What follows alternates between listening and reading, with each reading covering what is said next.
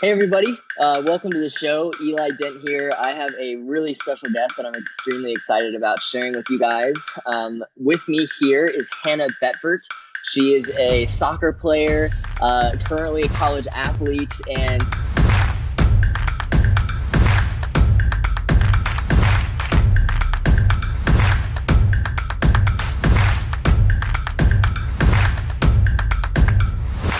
she's about to go into a really exciting journey into the professional realm. So we're going to dive into her story and just give you the full scoop. So Hannah, thank you so much for being here. Yeah, thank you for having me. That was quite an introduction. So Hannah, I want to start off by just kind of getting an understanding of where you grew up and like what was your home life like and your parents and obviously soccer. Like how did that all come together? I had a really everyone has an interesting upbringing, but I was born and raised in Charleston, stayed there my entire life. Thought I was going to stay there for my college career, but we'll get to that. So I've been there for a long time, single mom with 5 kids. So it was club soccer is not cheap and it's not exactly skimp on time either. And since Right. 4 other siblings, I fall tied third for fourth. I got a twin sister, a younger sister, older brother. So I really had a lot of influences. Wow. And with all of those kids and stuff, like I don't know how she did it. Like I do not know how my mom got me, because you got to think about when you're micro league, okay, we can manage this, except all of the other siblings are also doing that. So it's like she's running 5 kids around town. And then we came to that point when you're about 9 or 10. And I had coaches coming up to me, like Kean Brownlee was like, this kid, like, didn't know him, no idea who this kid is, like, no idea who this guy dressed in all black, if anyone knows, you just, that's it. He's standing Right. on the edge of the field.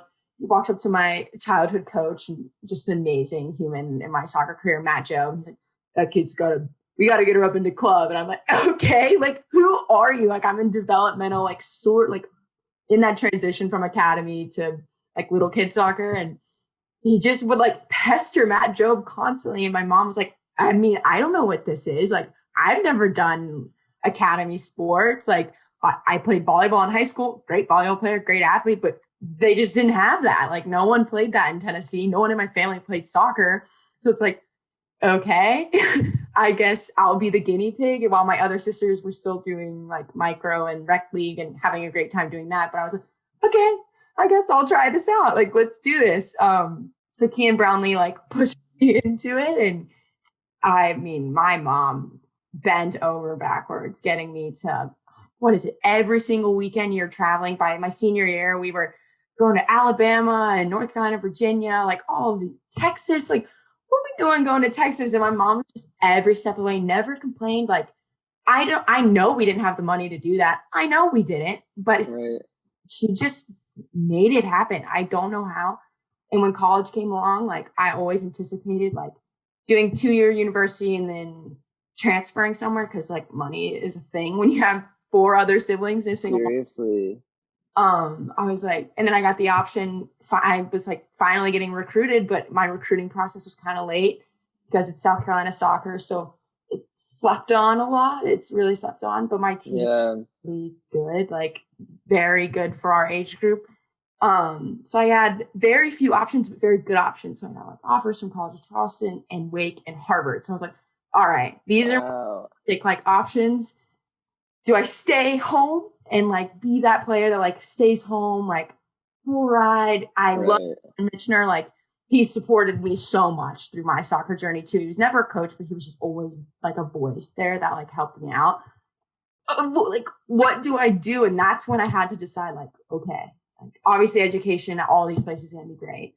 Obviously the soccer is going to be pretty good at all of them. Like what's going to get me in like the driver's seat to like do whatever I want? Like whatever. Right. Do I want to play professionally or not?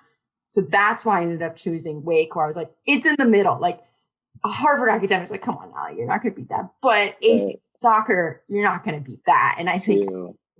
okay, tier 1 school, ACC soccer, but it's a little bit from home, but it's not in Boston. So let's do it. Like dove in and got to Wake, and my mom was just like, you're going where? Like, what are you doing? Like, I had no idea, because she just didn't want to pressure me into any decision. Like she wanted me to be happy with whatever I did because I earned it. Yeah. I was like leaning towards Harvard. She's like, Boston, that's fun. Right. And then she's like, Charleston. Right. Like literally 5 minutes away from my house. Wake Forest? She's like, it's like a really good school. Are you sure? I'm like, yeah, I'm sure. Like, let's do it. And no one in my family had even heard of Wake Forest. Like, no one knew. And I was like, everyone thought it was in Oregon. And I'm like, it's not in Oregon. It's in Oh my gosh. like 5 hours away, like amazing soccer program. Like, I'm going there. And they all became the biggest Wake Forest fans you've ever seen. Love it. Such a small school, such a random, like, honestly, such a random place for a kid like me to end up in this like tier 1 private school, but like couldn't have been a better fit for soccer. Like it couldn't, like my coaches, I love them. Like they're my favorite humans. I spend way too much time with them. Like, I don't know. It was a weird okay. So I want to get into all of that. Cause there's so much in there that I want to unpack. I want to go back to, so Kean Brownlee, like identified you kind of early on and was like, hey, you know, she needs to play for real. And was there a part of you like at that time where maybe you were watching soccer, maybe you were watching the World Cup? Because I know, like, I mean, just in the context of the world, United States women's soccer is like the best. So I'm curious to know, like, were you inspired at that age and at that time to really play soccer, or was it more, this is what my siblings are doing and I really enjoy playing soccer and I'm just having fun, like, you know? And like, how is that, like, what was that like? So shameful, but also not at all. I was like 9. I didn't care at all about anything. Tell you what the soccer world was doing. They were like, what's your favorite Premier League team? And be like, all of them. I hope they have fun. Like, care at all. Like, was that kid who just wore like whatever I wanted to I was like, I am just enjoying this. But I was also playing basketball and I was like getting to like high level baseball. And I was like, Mom, I want to play football. And she's like, no, like smaller than everyone else. Like, no. Also a little overprotective of her 5 little munchkins. So I was not a big child. So me playing tackle football was just a recipe for disaster. So I had my hand in kind of everything at that point. Certainly wasn't a kid that was I just loved sport in general. And I think what finally like pushed me, like, I guess that was around the time where you stop playing multiple sports, like 9, 10, where like, if you're going to play club soccer, like you play club soccer. Right. I just realized like, this is the sport where I get to be my most free and my most athletic. And there was something about like, the rules were the same for men and women. I could play with boys if I wanted to, and there'd be no difference. I just had to play a little bit different style, but I could still beat them at any game, any day of the week. So I think that drew me to it the most. It's like, okay, like there is no expectation that I'm weaker or slower or less technical. Like I can just do this. Yes. It was starting to have those rule changes for like basketball and football where I wasn't allowed to play. And baseball, they were like, the boys can't pitch at you. I'm like, I can pitch faster than the boys. Like, what's they're like, no, you have to play softball, which is a great sport. I just didn't want to do that. Like I like baseball, played a season of softball. I was like, I'm not in love with this sport, and like to each their own. And I was like, okay, soccer it is. Like, let's do it. I love it. Wow. So like all of that to me just speaks like, for one, you are just like an athlete, like all around, you know, you've dabbled in every sport. So like very much like, I feel you were maybe, was it natural athleticism? Like, did you just like, were you fast? Were you like, like, what is that, you know?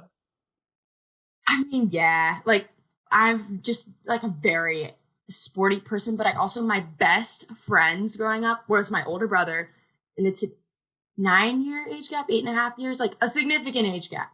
So this boy is 16 and he's off the charts athletic. Like my mom's a very athletic person and my dad is also very athletic, although he wasn't really in the picture. Very athletic guy. We got some genes from that man. Nice. But the problem was that we were all kind of small. My brother particularly was kind of small until he hit later in life, he grew. But I was on the smaller side for most of my life, which is funny now that I'm 5'10". But it would be my 16-year-old brother. We'd be out in the yard and he'd be like, want to chuck football at each other? Like, I just heave a ball across the cul-de-sac like as hard as you can for like 4 hours. He'd be like, Absolutely. Yes. Thank you. Yes. This would be me, my brother, and like 3 of his friends. And they're just like boys, like high school boys hanging out with me. And I'm like keeping up for the most part. I mean, obviously I can't like outrun them, but every sport we were playing like ultimate frisbee, we're playing baseball, we're playing kickball, playing every sport in the sun. And my brother was just like, you're ridiculous. Like, I'm like, this is just absurd. Like, I just got I love it. Just did whatever my brother wanted to do. And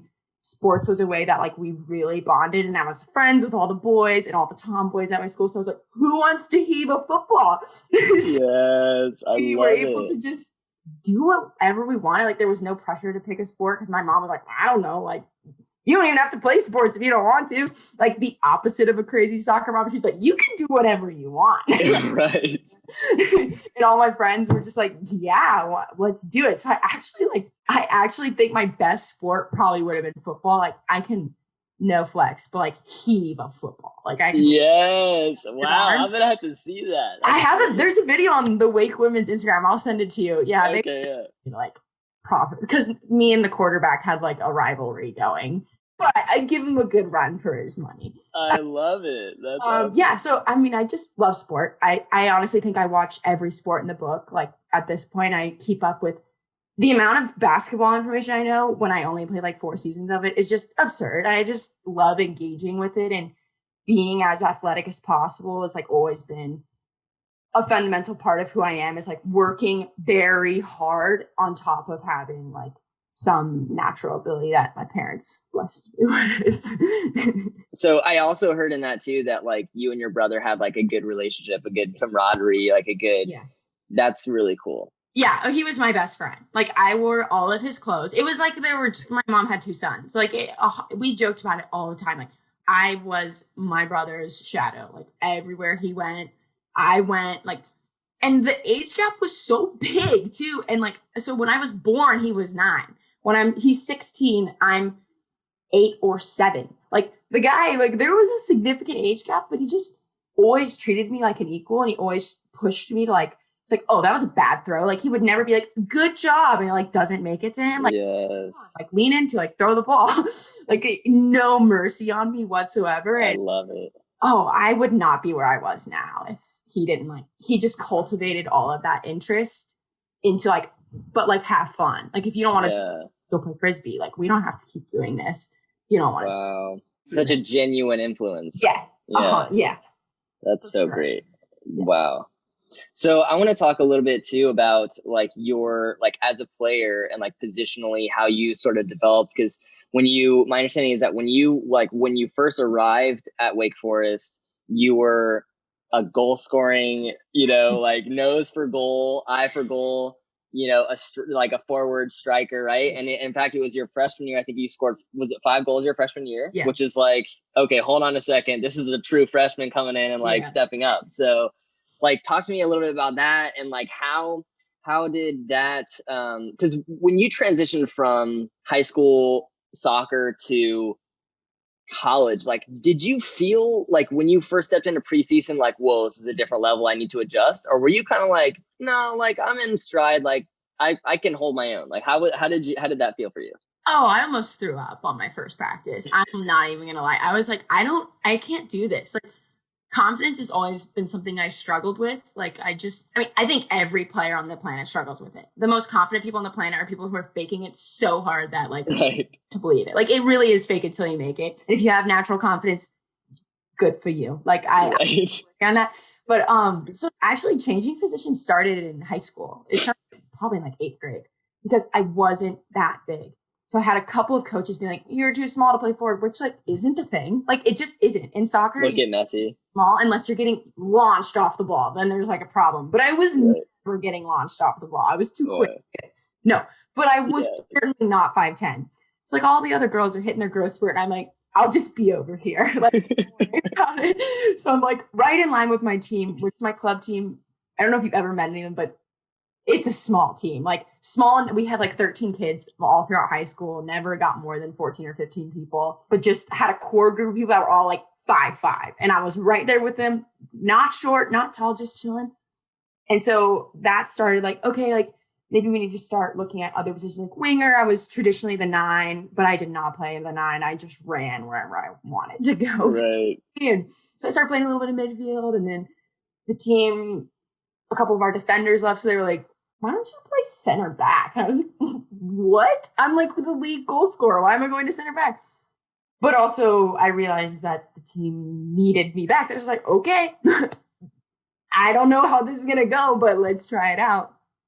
So that started in high school. I would go games where, like, if we're losing, I go to center forward. If we're tied, I played center mid. And if we're winning, I played center back. Going into college, had no idea what I was doing. No idea what position I was going to play. I had been playing field, basically, the whole right. So I got there, and I was actually third string outside back for preseason. Never played outside back a day in my life, but he was like, you're fast. And I don't know where to put you because, like, you've played so many different positions. You're very good. This is the position where we're weakest. Like, let's try you here. So preseason's 2 weeks. I'm really struggling outside back because that is a very hard. I think that is the hardest position on the field to learn. And I needed more than 2 weeks to become a starter in the ACC. So I was like, okay, I'll pay my dues. Like, let's do it. 3 days before our first scrimmage, our center forward got hurt, and our other center forward was recovering from injury. So, like, she couldn't play. So we did have 2 center forwards, but, like, they were both hurt. So, like, what are you going to do? And he was like, I know you've played positions before. I know you've done that. So he tossed me up there. And I had 3 days to prepare. And we had, like, 2 inter-squad scrimmages. I scored, like, 4 goals. And he was like, okay, I think I know where we're going to put you. So I scored in the first 7 games. I scored 7 goals. So, but the first 2 were exhibitions, so they don't count. So I was just, like, on fire playing center forward, cooled off a little bit there because you can't be too good your freshman year. But right. changed some players around, and the team I had with some of the outside forwards, just you go through ruts trying to figure out the best possible combination. And in my sophomore year, the same thing kind of happened where our defense was struggling a little bit. Like, we just did not have the depth, and we had so many forwards that he was like, so, how you feeling about outside back? And in the middle of the season, in the middle of a game, never played outside back in the game before. He's like, all right, Hannah, go play outside back against Boston College. I'm like, oh, okay. Like, now's the time. Perfect. Got you. Right. First play of the game. We're about 30 minutes in. We got 60 minutes of soccer left. I'm like, I am really in for it today. Like, but I'm going to give it literally everything I have. So you have no doubt about that. First play of the game, number 4, can't remember her name, just sauces me. Like, oh no. Mention. I'm on the ground. And Tony's yelling at me. My coach is like, what are you doing? I'm like, what are you doing? What do you mean? I'm like, he's like, I told you on the scouting report what she would do. I'm like, I was scouted as a center forward. I don't know what I'm doing back here. Right. I stayed there. I never left for the rest of the season. I played outside back and became much, much better at it. Even in that game, I was like, I am not getting beat by this kid again. So I did it. I love it. Really, I had this, like, knack for defense anyway, and I'm pretty athletic, so I could figure it out. But really figuring out the craft was tough. And then my junior year, he was like, okay, well, we have a lot of outside backs and we have a lot of center forwards, and you kind of can do whatever you want, but I'm going to put you at center back. I'm like, okay, well, I just want to play. I want to play where my team needs me. I want the team to be successful. So I'm not questioning anything. I'm like, you can put me on the moon if you want to. I'm going to play as hard as I can, and I will play every position the same. Like, that's the thing that I tell people, like, oh, like, what do you think fits your playing style the best? I'm like, I play soccer. Like, I play soccer. Am I going to dribble from here? Probably not. Probably not the smart. And I still do sometimes, not sometimes. But, like, I'm going to make better decisions, but also I'm going to play athletic, fast-paced, good soccer wherever. Yeah. And so I just was like, okay, cool. So for the last year and a half, I've been playing center back because that's where we needed me, and that's where I've been at. So I have no idea what the next level holds, but I also know that I've played 4 positions. So I'm like, all right, let's, like, wherever you need me, I'm going to be. Wow. Kind of the mentality I've always had is, okay, I want to be on the field. I'm versatile. I'm athletic, but I'm also good at soccer. So, okay, like, I'll make each position my own. And I'm a very attack-minded person. So my junior year, I led the team in assists from center back, but I didn't kick the set pieces. In the run of play, I would get assists because I'm like, wow, like, I just want to play outside back. Same deal where I'm just playing the hardest that I can.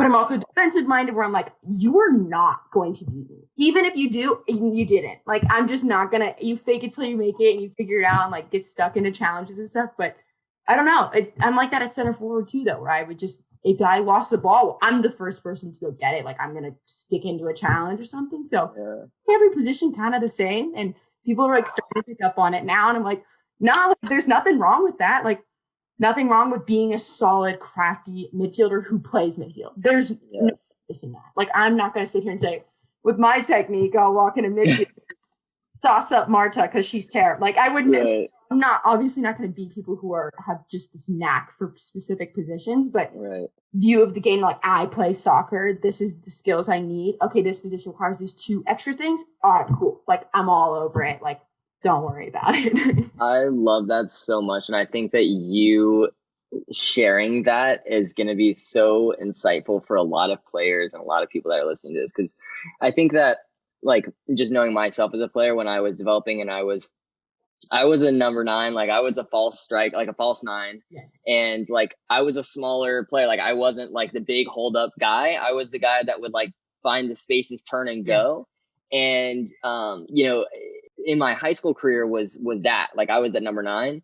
And like every now and then I'd be playing on a team where it's like, okay, we're playing against like a really big, strong back line where like, and my team needs somebody to hold it up. Like, I'm not the hold up guy. So like, I'll tuck more into the midfield or I'll like go out wide. And so I had those times, but then there were times where it was like, hey, look, like exactly like you, where it was like our outside backs are struggling. So we need someone to go back there. And me, as like where my mindset was not in the place that yours was. And that's why I think it's so amazing, like you sharing that perspective. And I think it's going to help a lot of people, because when I was, you know, I would be like resentful. I'd be like, no, don't put me at like right back. Like, I don't want to play right back. I want to score goals. I want to make assists. I want to, you know, and so because of that, my mindset going into the game was always like, wasn't in a good place. You know what I mean? Yeah. It was like, yeah, I guess I'll do this, you know, but instead of being like, well, no, I'm good at soccer. And doesn't matter where I'm going to be, just give me the ball or like put me where you need me and I'll perform.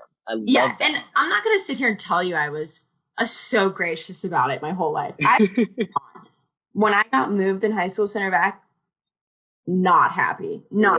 I'm scoring like 10 goals in an 8-game season. Like, I'm just ridiculous for it because I hit my growth spurt. So like, not only did I get taller, but I got like way faster, and I was pretty fast. Game over. I was the kid who could hold it up, but I was also the kid like, play me into space. Like, there's 3 kids on the league that can catch me. Like, just do it. And like, obviously in the ACC, that's a little different, but I was not so gracious about it. But I don't know what it was. I think it honestly was probably my mom. Like, my mom's a superhero. I love, like, my best friend. I love her. She just, one day in the car, I was so salty we lost. And I was playing center back the whole game. He didn't move me. I'm like, why didn't he move me?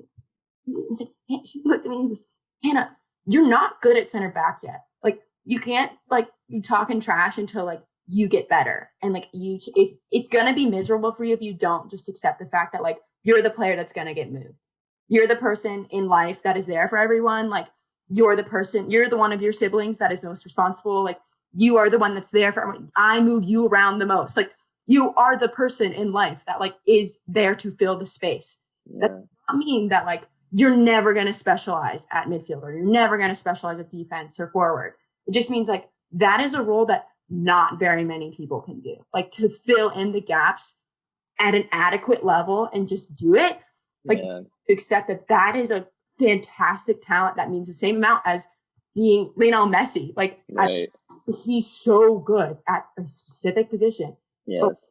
Put Lionel Messi at center back. He's not going to do anything. He doesn't need to. He's the best player in the world. But she told me something like that all the time. And it took me probably a season of 16. So I'll give myself a little moodiness. But 16, this is annoying.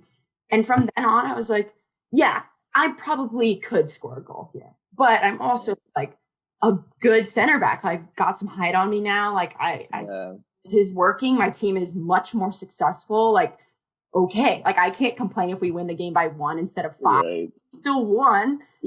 Goalkeeper wasn't busy the whole game. So, okay.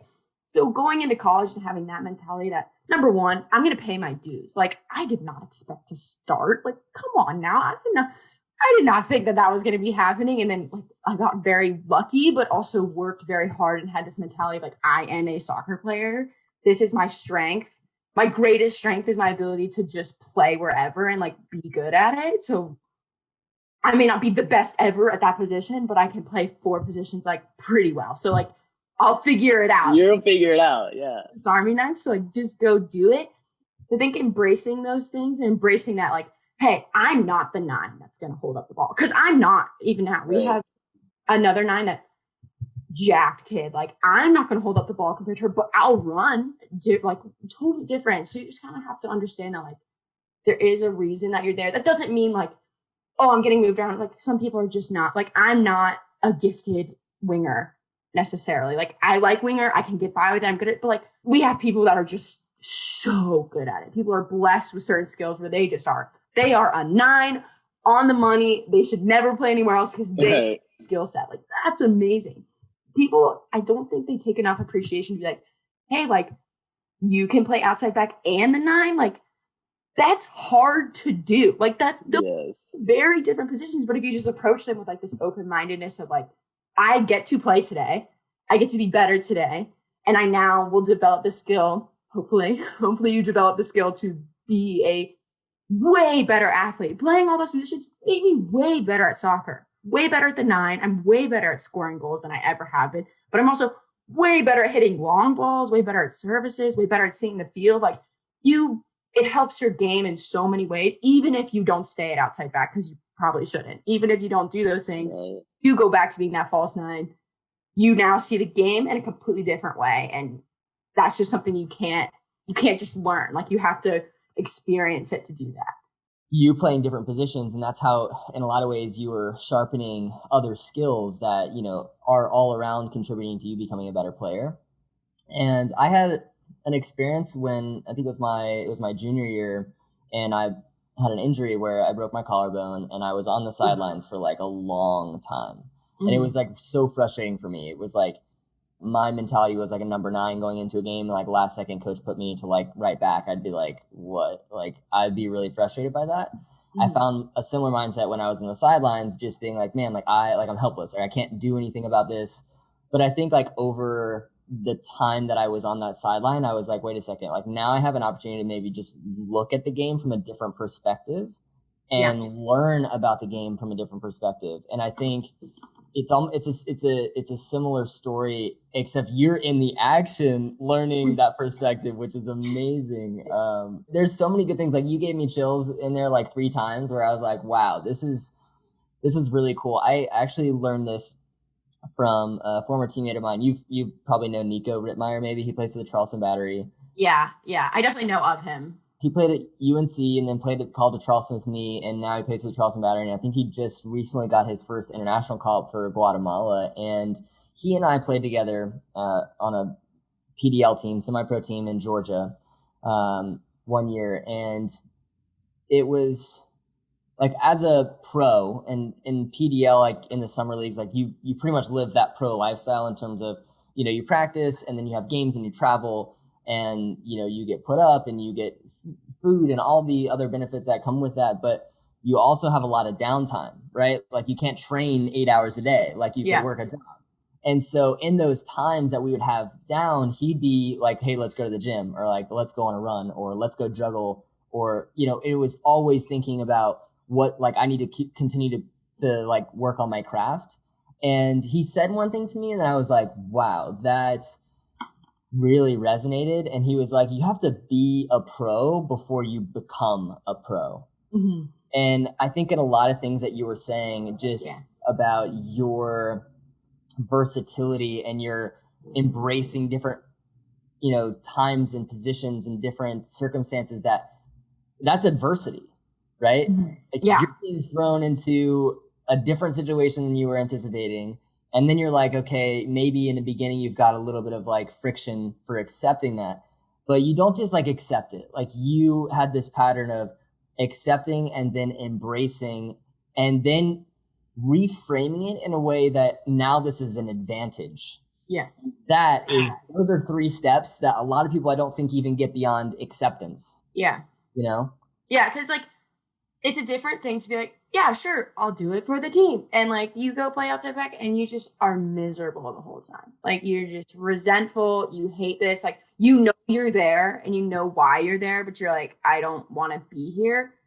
And I think because I had been playing so many different positions, by that point, I was very lucky to have had that experience, to know what it feels like to be on a hot streak playing center forward. Like I'm set up like a top drawer soccer, number 100, whenever freshman. And I'm like, okay, like let's do this thing.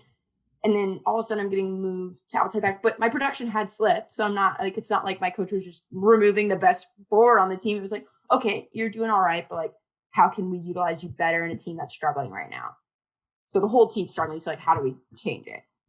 So I think having the mentality of like team first, everyone always says that, when like, put your team first. But like, what people don't realize is like, yeah, put your team first, because if they are not successful, you are not successful. You aren't. So like, even in an intrinsic motivation way, like, yeah, like you want to be the best outside back in the world now, because not only does that raise your stock, but your team improves significantly, which means the higher stage you're going, where people are like, that kid can play outside back too. So like, it only helps you to be doing that. And that's exactly what happened to me in club too, where I was not really heavily recruited, because like, I mean, I didn't play ECNL. I didn't do a lot of the things that like just get you on the stage just by inherently being a part of them. And like one game I just from center back dribbled through the whole team and scored. And they were like, what? Like, that's stupid. Like, why'd you, how was, who? It's not allowed.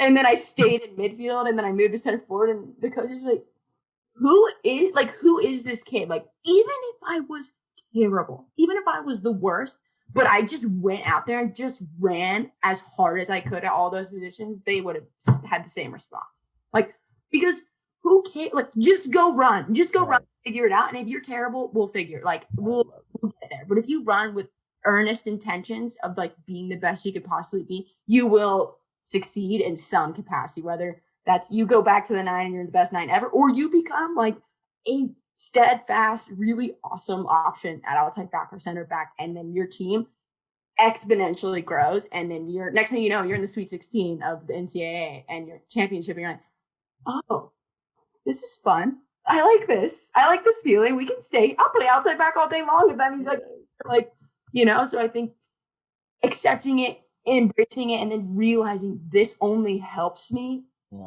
the way that I had to get to, so that I wouldn't be like, I'm not playing center forward. Like, kind of wanted to do that, but now I'm like, all right, I'm on the field, bet. Like, yes. Oh wow, this is so special. I like just in learning more about you. I mean, you're such an optimist about like that's such a gift. That's amazing. I am, but I'm also deeply cynical. But those things are often related. Like, I think people tend to think that people view the world as either like an optimist or as a pessimist, but in reality, I think I view it as both. Like, and then people are like, I'm a realist, but like, like, you have to have gotten to a place where like you view, like, I was so resentful of soccer for a long time, and part of my college career, I was like, I hate this. Like, I play 6 positions. Like, I just want to, because I couldn't understand the like, I want to master a position. I want to be so good at forward that you can't move me. Like, that's where I was going. But then it came to me and I was like, okay, you've been doing this forever. It's only helped the team ever. And when the team was successful, you got more like attention. And like, yeah, that's not the only reason you do it. Like, you genuinely care about your teammates and you want them. So, but also like selfishly, yeah, like do that. Like, also at the end of the day, as long as you can go through that and get to a positive outcome, I don't care what you said before, what your mind was. Like, you can have the worst attitude on the planet, but if you end up at the end of the day being a positive contributor to like your surroundings, then you've done it. Like, then you've made the journey, you've matured, you've done what you needed to do in that moment to contribute positively to yourself or your teammates. So I definitely had my days where I was like, right. At the end of the practice, by the end of the day, I'm like, you know what? Okay. Like, you're right. Okay. I'll do it. It's fine. We're good. Then I won the day. Then I succeeded. Like, no matter what I did before that, I won the day. So that's how I try to approach it when I'm being a little sassy with the That's so great. That's so great. So I wanna talk about like you're so multidimensional. Like you have great mentality. Obviously you're a great, phenomenal athlete. I want to talk a little bit too about like what other things you have going on, right? So your academics were always obviously a strong background for you if you were like, Yeah. you were choosing between potentially going to Harvard, Yeah. right? Forest is a very great institution as well. So Yeah. what did you study? Do you have interest in pursuing that in the future? Yeah. So I was a health and exercise science major trying to do like pre-PA school track and minored in cultural anthropology.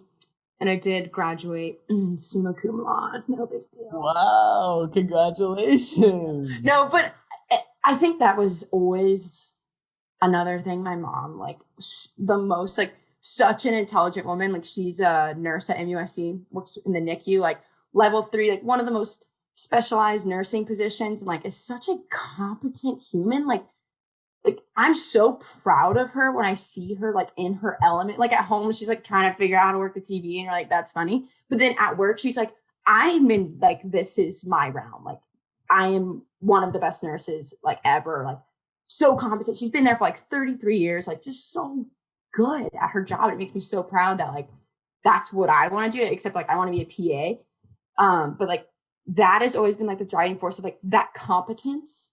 So it's not that I wanted to be the smartest person at everything on the planet. Like if I got a bad grade, yeah, I'd be frustrated, but like only because it hindered my path to becoming a competent worker, like becoming someone that was so good at their craft that you could contribute positively to like my mom like has people come in and like, I want you to be like primary my kid. Like I want you to do that because like you're so good. I'm like, yeah, that's amazing. Like that is so like that makes me so, like I'm flush. I'm so like proud and like I want that. So academics has always been something that's like I have to be able to be so mentally, academically prepared for whatever comes my way, whether I play professional soccer for a really long time or I go to PA school or whatever it is, that I have that level of competence that I can contribute positively and like have that relationship. Like I just want to be like great at whatever I do. And that comes from her. So school, 100% effort, soccer, 100%. Like you'll never catch me not delivering 100% for better or for worse. Like I will just commit full send, whether I like, that's that's a freshman class you're taking as a senior. Like it's okay. And I'm like, no, I have to do a good job or Right. someone's gonna come get me or something. So yeah, I think pro soccer, like yeah, for sure. But my academic interest is I want to be a pediatric cardiologist PA. So I want to work with children. I want to that is my overarching goal for life is to do that. But that's not going anywhere. My classes last for like 15 years. So I'm sure that my brain will outlast my body. So it'll be okay. But that's like my hidden driving force for everything that I do is so that I can be the best at my career and like have something like what my mom had. Like that just I have so much respect for her. It hurts. Like it's too much. Like I need to chill. But that like I want to be able to do that. You have a really I think it's special, your ability to have perspective and keep in mind this like bigger picture. Like when you talk about soccer, right? It was obviously as an athlete, it's you have to take care of you before you can, help the team. But you have to be the best you can be, and then the team can be the best team it can be. And even as you're talking about like your career path and your academics and how you've approached all that, it's very much about like you have this big picture and that's the focus. And I think it, that's I think really special because a lot of people that I've encountered through when I was playing and even in just like in the business world is like people can get so tied up on these little details and those little details if you're not careful can really distract and Yeah. navigate you away from like the big purpose and the big picture. Yep. You know? Yeah, and I'm definitely like an extremely detail-oriented human. So I for sure have been like detailed. I see it and I like track it way off my path. So I'm switching positions. I'm like, how am I ever gonna play professional soccer if I switch a position? Like for sure. Like have those, but it is, I think, because I've always had this like, okay, I'm gonna do the best I can and just see where that takes me. Like my greatest accomplishment in life will be being a PA. There's nothing that being a professional soccer is up there, and it's something that's like fundamentally is like part of my identity is like being an athlete and being a soccer player, and now being technically a professional soccer player, but like almost there. Let's talk about that. I want to talk about that. It just you just kind of have to just go with it. Like I think people have a 10-year 50-step plan, and like if you're running a business, yeah, you got to have benchmarks that you're going to get to. If you're doing anything, you have to have make college soccer, start, do all of these things. But I think I'm just as smart as I am and as detail oriented as I am. I just didn't do that. Like I was like, I'm just going to work my ass off and then see what happens and put myself in the position to succeed. And if I don't, frustrated, but like, okay, at least I did everything I could. And if I do, well, duh, I earned this. So now what's the next level? So everything I do is kind of that same structure. We're like, okay, well, I gave it 185,000% and I failed. So like, it is what it is. I love it. This is so great. This is like, I just like, it's very inspiring. And I know it's going to inspire a lot of people that are listening. I want to move on. We've touched a little bit on the pro, and this is a big deal, right? Like, so, when you like, have made history, for Wake Forest women's soccer specifically. I mean, the last time a player was drafted to the WSL was in 2019. So we're talking about, you just got picked. You were by the Portland Thorns recently to go into the NWSL, which is like just one of the best, literally probably the best league in the world for women's soccer. And like, I want to put that in a quick like nuance there of understanding like the greater context that this happened during a pandemic. Like that's like, when I had talked, maybe I think it was like last year, kind of as this whole pandemic was starting to down, and you're like, I don't really know what's gonna happen. And like here we are on the other side of it, and you've been like, that's amazing. So can we like share about that? How did that happen? Yeah, I mean, being in a pandemic made it way scarier because I was limited in games, I was limited in experience, limited in practice, limited in preparation. Like normally I got I lost a year of hard training.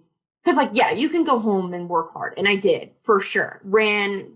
I was the fastest I'd ever been, all that. But it's different. When you get to soccer, I can do everything possible, but I get to the first day of preseason and I'm tired. Like you can't replicate the game. You can't. So I was really scared, honestly, because like, this is a big year coming up for me. Like, do I want to get drafted? Do I enter the draft? Like, what am I doing here?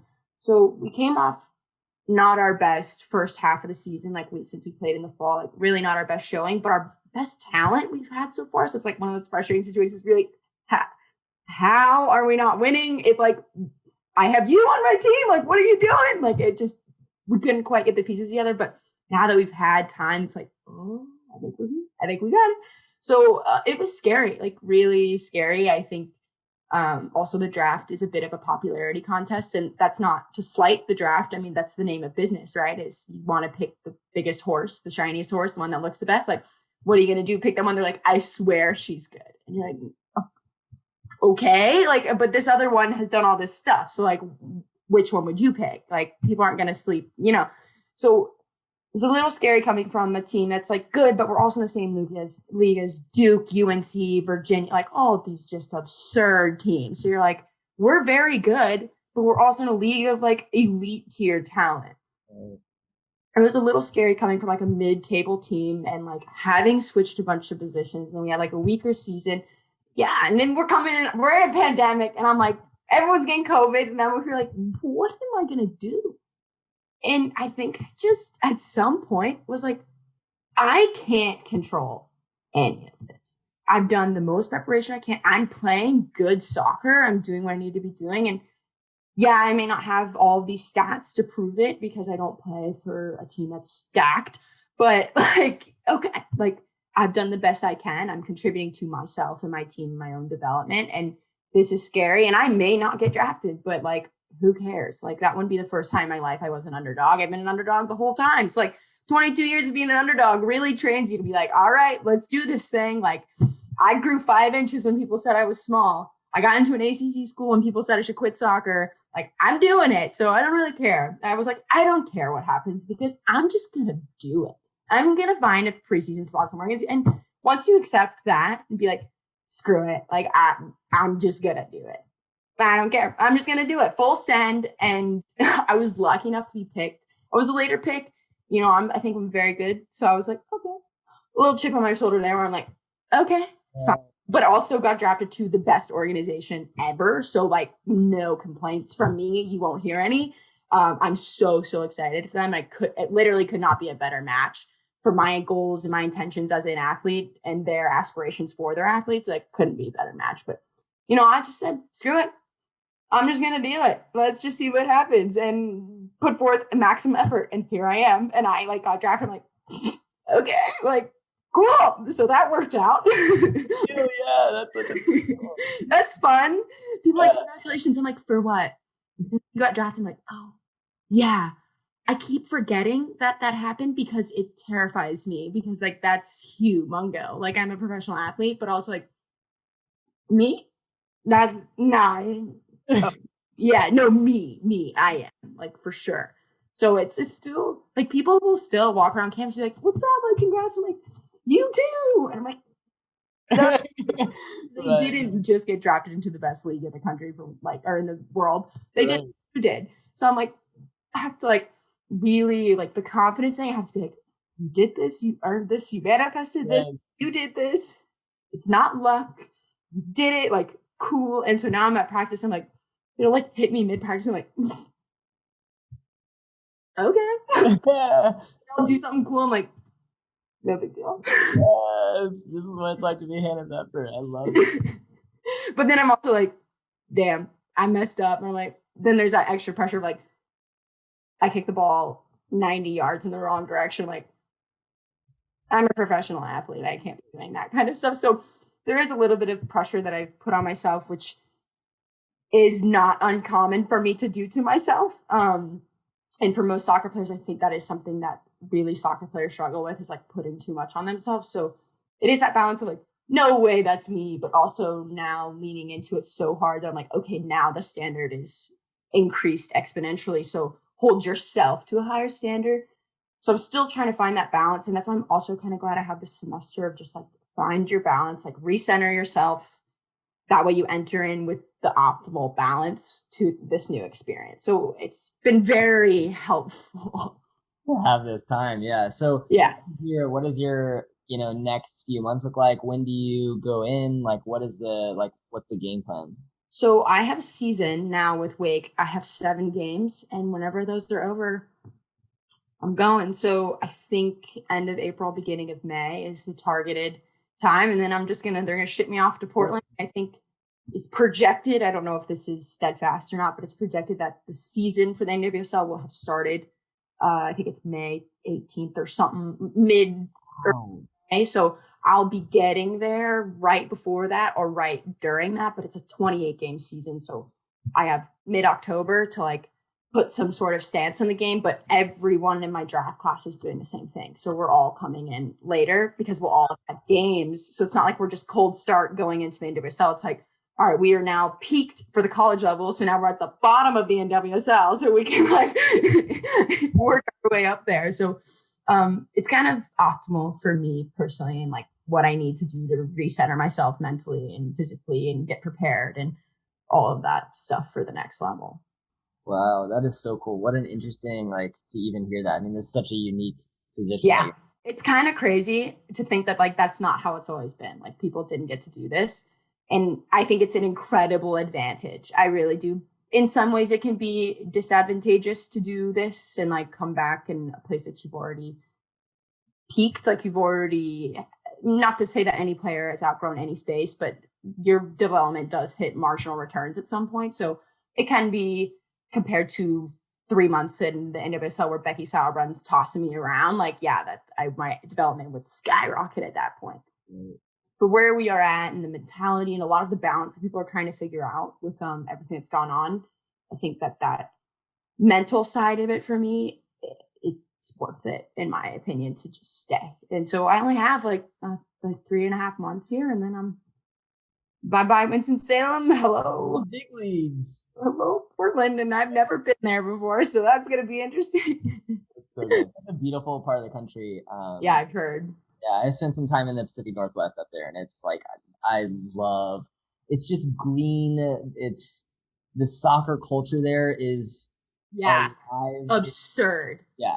You're going to love it. You're going to love it. Oh, I'm so excited. And my brother just recently moved to Seattle. So I actually haven't seen him in like a year or so. I say recently. I forget the pandemic happened. So it was like only a month, right? Yeah. So my brother moved to Seattle. So this will be the closest I've been to him in almost 2 years. So I'm really like excited for that too. So they're like, oh, will you be alone? I'm like, yeah, no, I actually won't. I'll have my best friend 2.5 hours away. So that's weird to think that there's 2 Betforts on the West Coast now. And like, that's just, my mom's like weirded out by it.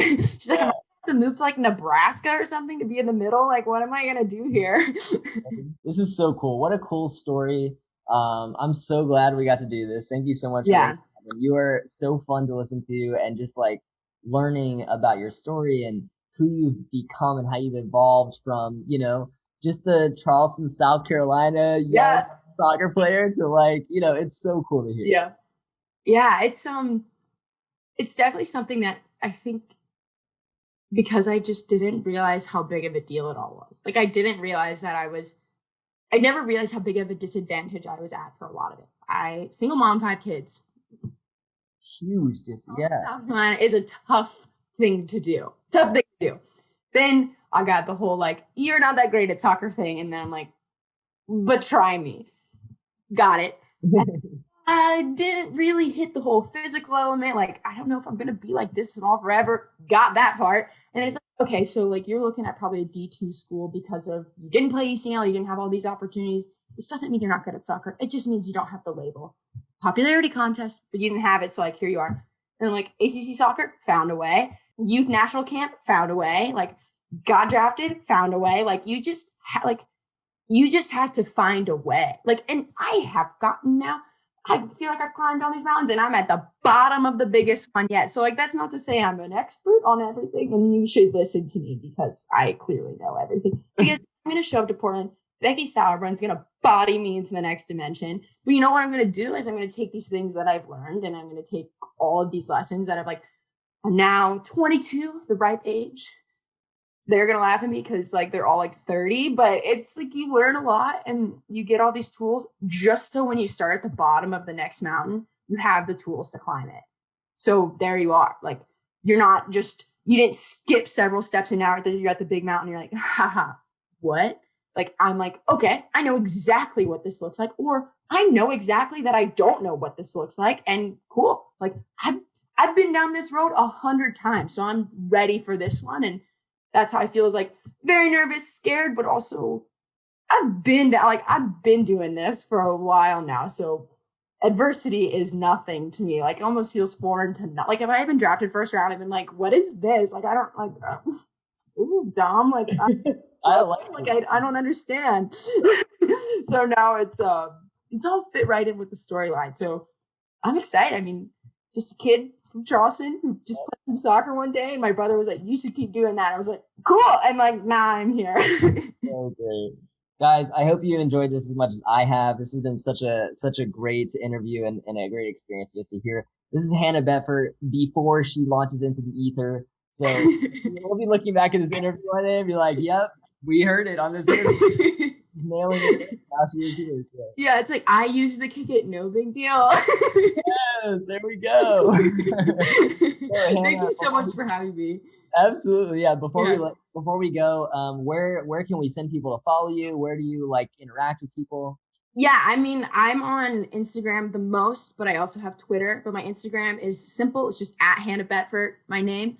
And then my Twitter is at HC Betfort. So nothing complicated there. I like to keep it simple, but yeah, that's follow me on Instagram if you want. I like to answer my DMs. I get now that I'm like a draftee, really do be DMing me. I'm like, this is so fun. Like, oh, for sure. So yeah, hit me up on there and I'll just be hanging out. I'll just be here. Awesome. Love it. All right, guys. Thanks so much for joining us. Hannah, you rock. And we'll see you on the next episode. Thank you.